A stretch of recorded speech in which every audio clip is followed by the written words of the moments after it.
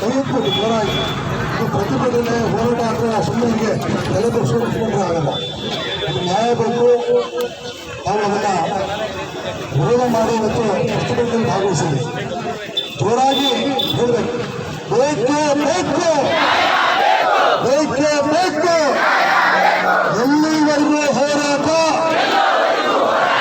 ಎಲ್ಲಿವರೆಗೂ ಹೋರಾಟ. ದಲಿತರ ಬಂದು ಸಂವಿಧಾನದ ಶಿಲ್ಪಿ ಬಾಬಾ ಸಾಹೇಬ್ ಅಂಬೇಡ್ಕರ್ ಅವರಲ್ಲ, ನಾಲ್ವಡಿ ಕೃಷ್ಣರಾಜೇಂದ್ರ ಒಡೆಯರ್ ಸ್ಮರಣೆ ಮಾಡ್ಕೊಳ್ತಾ ಇನ್ನು ಆರಾಧ್ಯ ದೈವ ಸಂತ ಶ್ರೀ ಶ್ರೀ ಸೇವಾಲಾಲ್ ಮಹಾರಾಜರನ್ನ ಸ್ಮರಣೆ ಮಾಡ್ಕೊಳ್ತಾ ಇವತ್ತಿನ ಒಳ ಮೀಸಲಾತಿ ವರ್ಗೀಕರಣವನ್ನ ಅದೊಂದು ಪ್ರಮಾಣವನ್ನ ವಿರೋಧಿಸಿ ಈ ಒಂದು ಬೃಹತ್ ಪ್ರತಿಭಟನೆಯಲ್ಲಿ ಭಾಗವಹಿಸಿರ್ತಕ್ಕಂಥ ನಮ್ಮ ಎಲ್ಲ ಹೊನ್ನಾಳಿ ತಾಲೂಕಿನ ಪ್ರತಿ ತಾಂಡದಿಂದ ಬಂದಿರತಕ್ಕಂಥ ಎಲ್ಲ ನಾವು ಬಾರಿ ಬಂದಿರತಕ್ಕಂಥ ಎಲ್ಲ ಯುವಕರೇ, ಸಂಘಟಕರೇ, ನಮ್ಮ ತಾಲೂಕು ಬಂಜಾರ ಸಂಘದ ಅಧ್ಯಕ್ಷರಾಗಿರ್ತಕ್ಕಂಥ ಪ್ರಭು ನಾಯಕರವರು ಇರ್ಬೋದು, ಮಾರುತಿ ನಾಯಕರವರು, ನಮ್ಮ ಪ್ರಕಾಶ್ ನಾಯಕರವರು, ನಮ್ಮ ಬುಧಾ ನಾಯಕರವರು, ವಿಶೇಷವಾಗಿ ನಮ್ಮ ಸುರೇಂದ್ರ ನಾಯಕರವರು, ಉದಯ ನಾಯಕರವರು, ನಮ್ಮ ವಕೀಲರಾಗಿರ್ತಕ್ಕಂಥ ಶ್ವೇತ ಮಲ್ಲೇಶ್ ನಾಯಕರವರು, ಅನೇಕ ಮುಖಂಡರು, ಹಿರಿಯರು ಇಲ್ಲಿ ಭಾಗವಹಿಸಿದ್ದಾರೆ. ನಮಗೆಲ್ಲರಿಗೂ ಗೊತ್ತು ನಾವು ಯಾತಕ್ಕಾಗಿ ಸೇರಿದ್ದೇವೆ, ಯಾವ ವಿಚಾರವಾಗಿ ಇಲ್ಲಿ ನಾವು ಪ್ರತಿಭಟನೆ ಮಾಡ್ತಾ ಇದ್ದೇವೆ ಅಂತ ಮಾತನ್ನ ಈಗಾಗಲೇ ತಾವೆಲ್ಲ ಕೇಳ್ಕೊಂಡಿದ್ದೀರ. ಬಹುಶಃ ಪುರುಷರು ಮತ್ತು ಅಸ್ಪೃಶ್ಯರು ಅನ್ನುವಂಥ ಒಂದು ಮಾತನ್ನ ಇಲ್ಲಿ ಕೇಳಿ ಬರ್ತಾ ಇತ್ತು. ರಾಜ್ಯ ಸರ್ಕಾರ ನಮ್ಮ ಸಹೋದರ ಸಮಾಜದವರು ನಾವು ಅಸ್ಪೃಶ್ಯರು, ನಮ್ಮನ್ನ ಯಾರು ಮುಡಿಸ್ಕೊಳ್ಳಲ್ಲ, ನಮ್ಮನ್ನ ಯಾರು ಗೌರವ ಕೊಡ್ತಾ ಇಲ್ಲ ಅನ್ನುವಂಥ ಮಾತನ್ನ ಕೇಳ್ತಾ ಇದ್ರು. ನಾನು ಅವ್ರಿಗೊಂದು ಪ್ರಶ್ನೆ ಮಾಡ್ತೇನೆ.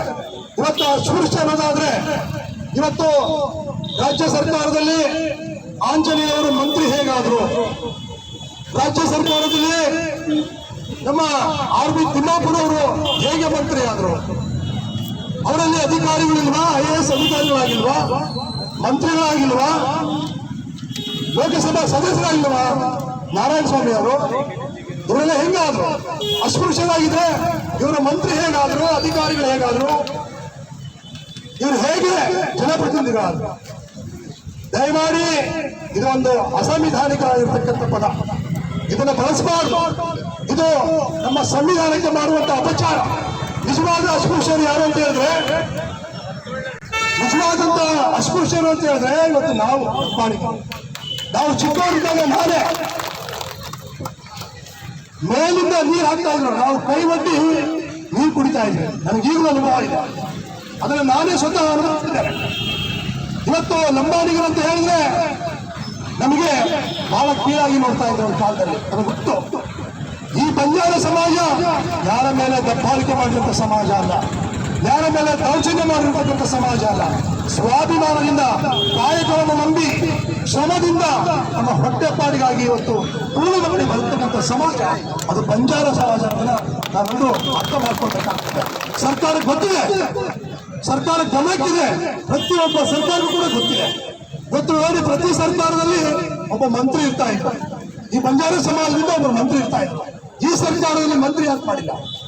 ಈ ಸಮಾಜವನ್ನ ಹತ್ತಿಕ್ಬೇಕು, ಈ ಸಮಾಜವನ್ನ ಕುಂಠಿತಗೊಳಿಸಬೇಕು, ಈ ಸಮಾಜವನ್ನು ಸಂಪೂರ್ಣವಾಗಿ ರಾಜಕೀಯವಾಗಿ, ಸಾಮಾಜಿಕವಾಗಿ, ಶೈಕ್ಷಣಿಕವಾಗಿ ಈ ಸಮಾಜವನ್ನು ಮುಗಿಸ್ಬೇಕು ಅಂತೇಳಿ ಷಡ್ಯಂತ್ರ ನಡೀತಾ ಇದೆ.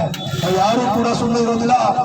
ನಾವು ಒಂದು ಭರವಸೆ ಇತ್ತು, ನಮ್ಮ ನಾಯಕರು ಮುಂದಾಳತ್ವವನ್ನು ತೆಗೆದುಕೊಳ್ತಾರೆ, ನಮ್ಮ ಶಾಸಕರು ಬರ್ತಾರೆ, ನಮ್ಮ ಹೋರಾಟಗಾರರು ಬರ್ತಾರೆ ಅಂತ ಹೇಳಿ ನಾವು ನಂಬಿಕೆಯಿಂದ ಕೂತಿದ್ವಿ. ಇವತ್ತು ಯಾರೂ ಕೂಡ ಒಂದು ಗಟ್ಟಿ ಧ್ವನಿಯಿಂದ ಅದನ್ನು ವಿರೋಧ ಮಾಡ್ತಾ ಇಲ್ಲ, ಪ್ರತಿಭಟನೆ ಮಾಡ್ತಾ ಇಲ್ಲ. ದಯಮಾಡಿ ನಮ್ಮ ಶಾಸಕರು, ನಮ್ಮ ಮಾಜಿ ಸಚಿವರು ಇರ್ಬೋದು, ಮಾಜಿ ಶಾಸಕರು ಇರ್ಬೋದು, ನಮ್ಮ ಸಂಘಟಕರು ರಾಜ್ಯ ಮಟ್ಟದಲ್ಲಿ, ಜಿಲ್ಲಾ ಮಟ್ಟದಲ್ಲಿ ದಯಮಾಡಿ ಪಕ್ಷಾತೀತವಾಗಿ ನಮ್ಮ ಯಾವುದೇ ವೈಯಕ್ತಿಕ ಯಾವುದೇ ವಿಚಾರಗಳನ್ನು ತರದೆ ನಮಗೆ ಸಮಾಜವನ್ನು ಉಳಿಸಬೇಕಾಗ್ತದೆ. ಸಮಾಜ ಉಳಿದ್ರೆ ನಾವು ಉಳಿತೇವೆ ಅನ್ನುವಂಥ ಮಾತನ್ನ ಪ್ರತಿಯೊಬ್ಬರು ಅರ್ಥ ಮಾಡಿಕೊಂಡು ಈ ಒಂದು ಪ್ರತಿಭಟನೆ ತಾವೆಲ್ಲರೂ ಕೂಡ ಭಾಗವಹಿಸಿದ್ರೆ ಇದು ಸಾಂಕೇತಿಕವಾಗಿರ್ತಕ್ಕಂಥ ಒಂದು ಪ್ರತಿಭಟನೆ. ಇದು ನಿನ್ನೆ ಮೊನ್ನೆಯ ಹೋರಾಟ ಅಲ್ಲ, ನಿನ್ನೆ ಮೊನ್ನೆಯ ಪ್ರತಿಭಟನೆ ಅಲ್ಲ. ಕಳೆದ 15-20 ವರ್ಷದಿಂದ ನಾವು ಪ್ರತಿಭಟನೆ ಮಾಡ್ತಾನೆ ಇದ್ದೀವಿ. ಸದಾಶಿವ ಆಯೋಗದ ವರದಿ, ಈಗ ಒಳ ಮೀಸಲಾತಿಯ ವರ್ಗೀಕರಣದಲ್ಲಿ ಇಲ್ಲಿವರೆಗೂ ನಮ್ಮ ಬಲಗೈ ಎಡಗೈನವರು ಸೋದರ ಸಮಾಜದ ವಿರುದ್ಧವಾಗಿ ನಮ್ಮನ್ನ ಎತ್ತುಕಟ್ಟಿ ನಮ್ಮಲ್ಲೇ ದ್ವೇಷದ ಒಂದು ಕಿಚ್ಚನ್ನ ಬೀಜವನ್ನ ಹುಟ್ಟಾಕಿದ್ರು. ಈಗ ಅವ್ರದ್ದು ಆಯ್ತು. ಈಗ ನಮ್ಮ 63 ಜಾತಿ ಸಮುದಾಯಗಳು ಇವತ್ತು ಬೀದಿ ಬೀದಿಯಲ್ಲಿ ಇವತ್ತು ಭಿಕ್ಷೆಯನ್ನು ಬೇಡಿ ಇವತ್ತು ಹೊಟ್ಟೆಯನ್ನು ಹೊರತಕ್ಕಂಥ ನಮ್ಮ ಸಮುದಾಯ ಕೇವಲ 5 ಮೀಸಲಾತಿಯನ್ನು ಕೊಟ್ಟು ಇವತ್ತು ನಮಗೆ ಕಿವಿಯಲ್ಲಿ ಹೂವಿಡ್ತಕ್ಕಂಥ ಕೆಲಸವನ್ನ, ನಮಗೆ ದಿಕ್ಕನ್ನು ತಪ್ಪಿಸ್ತಕ್ಕಂಥ ಒಂದು ಕೆಲಸವನ್ನ ಯಾರು ಮಾಡ್ತಾ ಇದ್ದಾರೆ ಅವರ ವಿರುದ್ಧನೂ ಕೂಡ ಮುಂದಿನ ದಿನಗಳಲ್ಲಿ ನಾವು ಹೋರಾಟ ಮಾಡಬೇಕಾಗ್ತದೆ ಬಂಧುಗಳೇ. ಇವತ್ತು ನಾವೆಲ್ಲರೂ ಕೂಡ ಜಾಗೃತರಾಗಬೇಕು. ಇವತ್ತು ನಾವು ಎಚ್ಚರಿಕೆಯನ್ನು ವಹಿಸಬೇಕಾಗ್ತದೆ. ನಾವು ಜಾಗೃತರಾಗಿಲ್ಲ ಅಂತ ಹೇಳಿದ್ರೆ ಮುಂದಿನ ದಿನಗಳಲ್ಲಿ ನಮ್ಮ ಮಕ್ಕಳಿಗೆ ಮರಣ ಶಾಸನ ನಾವು ನೋಡಬೇಕಾಗ್ತದೆ ಬಂಧುಗಳೇ. ದಯಮಾಡಿ ರಾಜ್ಯ ಸರ್ಕಾರ, ನಮ್ಮ ಹಿಂದುಳಿದ ನಾಯಕರು, ಅಹಿಂದ ನಾಯಕರು, ಅವರ ಮೇಲೆ ನನಗೆ ನಂಬಿಕೆ ಇದೆ, ವಿಶ್ವಾಸ ಇದೆ. ಅವರು ಈ ಸಮಾಜವನ್ನು ಅರ್ಥ ಮಾಡ್ಕೊಳ್ತಾರೆ, ಈ ಸಮಾಜದ ಕಷ್ಟವನ್ನ, ಸ್ಥಿತಿಗತಿಯನ್ನ ಅರ್ಥ ಮಾಡ್ಕೊಳ್ತಾರೆ ಅನ್ನುವಂಥ ಮಾತನ್ನ ಈ ಸಂದರ್ಭದಲ್ಲಿ ಹೇಳ್ತಾ ಅವ್ರ ಮೇಲೆ ವಿಶ್ವಾಸವನ್ನ ಇಟ್ಟು ನಾವು ಇನ್ನೂ ಕೂಡ ನಾವು ನಮ್ಮ ತಾಳ್ಮೆಯನ್ನ ನಾವು ಕಳ್ಕೊಂಡಿಲ್ಲ.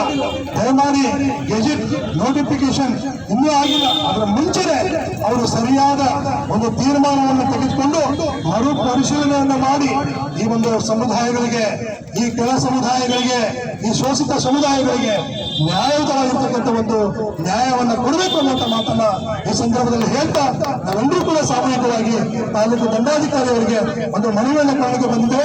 ಆ ಒಂದು ಮನವಿಯನ್ನ ನಮ್ಮ ಏನು ಕಾರ್ಯಕರ್ತರು, ಮುಖಂಡರು, ಸಂಘಟಕರು ಹೋಗ್ತಾರೆ, ನಾವೆಲ್ಲರೂ ಅದನ್ನ ಕೇಳಬೇಕಾಗ್ತದೆ. ಮಾನ್ಯ ತಾಲೂಕು ದಂಡಾಧಿಕಾರಿಗಳು ದಯಮಾಡಿ ಬರಬೇಕು, ಈ ಮನವಿಯನ್ನು ಸ್ವೀಕರಿಸಿ ಮಾನ್ಯ ಘನವತ್ತ ಸರ್ಕಾರಕ್ಕೆ, ಮಾನ್ಯ ಮುಖ್ಯಮಂತ್ರಿಗಳಿಗೆ ಈ ಮನವಿಯನ್ನ ಮುಡಿಸಬೇಕು ಅನ್ನೋ ಮಾತನ್ನ ಈ ಸಂದರ್ಭದಲ್ಲಿ ಹೇಳ್ತಾ ಬಂದಿರ್ತಕ್ಕಂಥ ಎಲ್ಲ ನಮ್ಮ ಹಿರಿಯರಿಗೆ, ಸದ್ಭಕ್ತರಿಗೆ, ತಾಯಂದರಿಗೆ, ನಮ್ಮ ಯುವಕರಿಗೆ, ತಮಗೆಲ್ಲರಿಗೂ ವಂದಿಸಿ ನನ್ನ ಮಾತನ್ನ ಮುಗಿಸ್ತಾರೆ.